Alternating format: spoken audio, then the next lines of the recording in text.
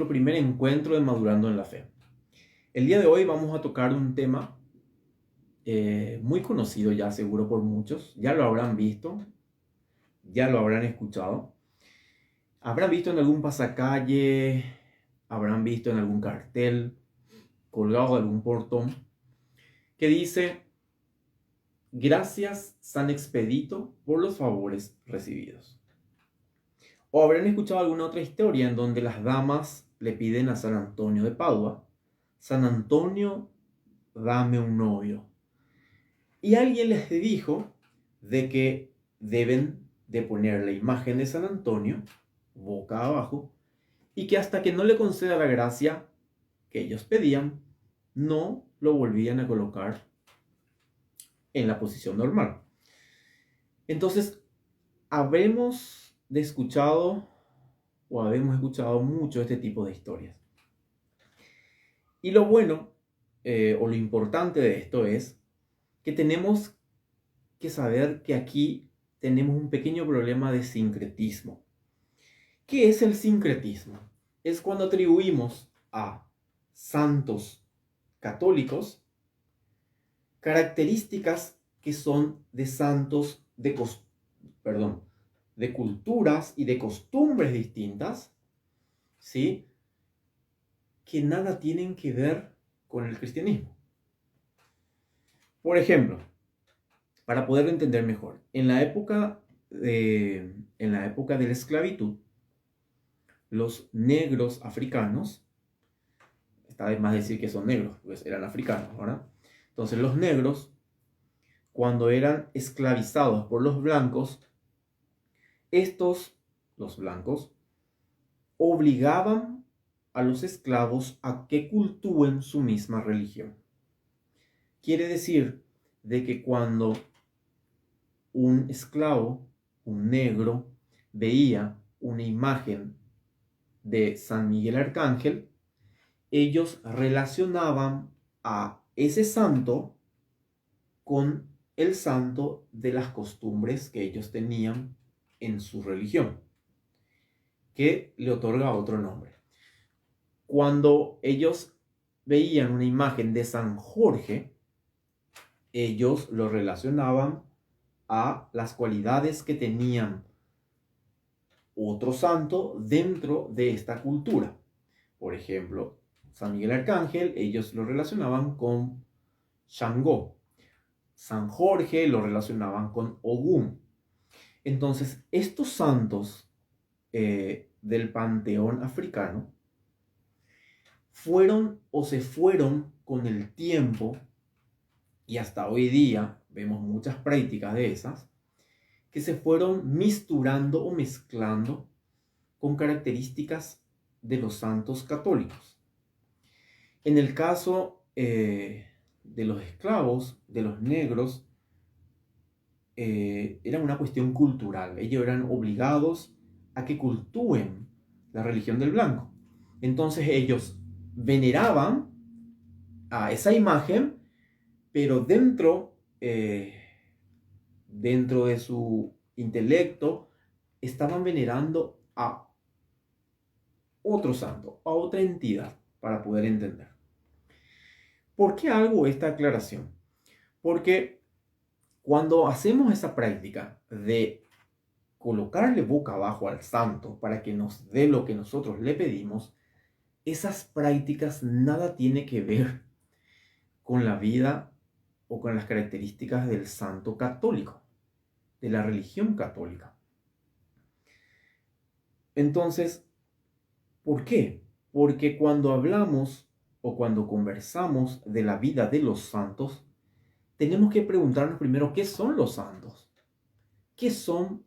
¿Qué hicieron? ¿Cuáles fueron sus virtudes? Entonces, empecemos primero diciendo qué son los santos. Los santos fueron personas de carne y hueso, igual que nosotros, pero que tuvieron una vida cristianamente ejemplar. Es decir, la vida que llevaron estos santos me ayuda o me invita a querer imitar esas vidas, querer imitar a ese santo. Entonces, cuando nosotros nos volvemos devotos de un santo, tenemos que primero tener la curiosidad de saber cuál era o cuáles son las virtudes de ese santo.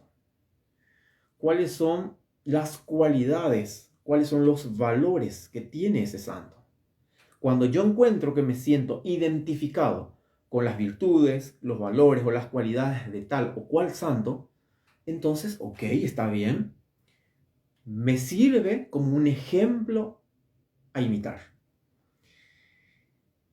Lo segundo, también el santo tiene una capacidad,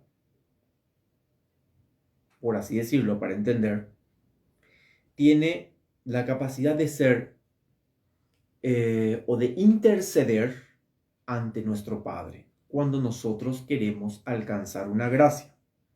Dicho esto, está de más decir que no es correcto la expresión gracias Santo X por los favores recibidos. ¿Por qué? Porque los favores recibidos o la gracia recibida no fue otorgada por ese santo. El santo fue el que intercedió ante Dios Padre. El que otorga esa gracia a la cual queríamos alcanzar es nuestro Padre Dios, o no, Dios Padre. Entonces, estas son cosas, son pequeñas o pequeños aportes que nosotros tenemos que poder incorporar dentro de nuestra vida cristiana. Tenemos que poder comprender de a poco cómo orar, cuál es la forma correcta de orar. En algún otro video voy a compartir con ustedes las características de la oración cristiana. Hay ciertas características. Entonces, lo importante que tenemos que saber es que no podemos caer más en misturar costumbres o características que corresponden a santos que son de otras religiones, a los santos, atribuirle eso a los santos católicos. Dicho esto, entonces también es muy importante comprender la diferencia que hay entre magia y entre carisma. ¿Por qué es importante entender esto? Porque un santo no es un mago. Un santo no hace magia para conceder lo que nosotros pedimos. La diferencia entre magia es que la magia es querer alcanzar algo extraordinario a través de conjuros, invocaciones, entidades, etc. Un carisma, el carisma es una manifestación externa del Espíritu Santo. El Espíritu Santo, sabemos y entendemos que es la tercera persona de la Santísima Trinidad. Entonces, vemos que son caminos totalmente distintos. Magia no es lo mismo que carisma. Entonces, cuando nosotros entendemos que el santo no es alguien que hace milagros así de la nada y magia, podemos entender mejor y podemos orar mejor. Por consiguiente, San Pablo, cuando habla a los romanos, le dice, no saben pedir, no sabemos pedir y no sabemos qué pedir. Quiere decir que hay una forma de pedir. Para nosotros, hoy tenemos que poder cerrar y entender que un santo hace de intercesor entre Dios y nosotros. Dicho de otra forma, para entenderlo ya un poco más estructurado, Jesús es el mediador ante el Padre. Entre Jesús y el hombre están los santos. Para hacerlo más práctico decimos, no son los santos quienes conceden la gracia, sino que interceden ante el Padre. ¿Sí? Entonces, esto es algo muy importante que debemos de poder ponerlo en práctica. En un segundo momento, vamos a explicar las características que debe de tener una oración cristiana. ¿Sí? Muy bien. Hasta aquí, agradezco mucho la atención. Hasta un siguiente momento.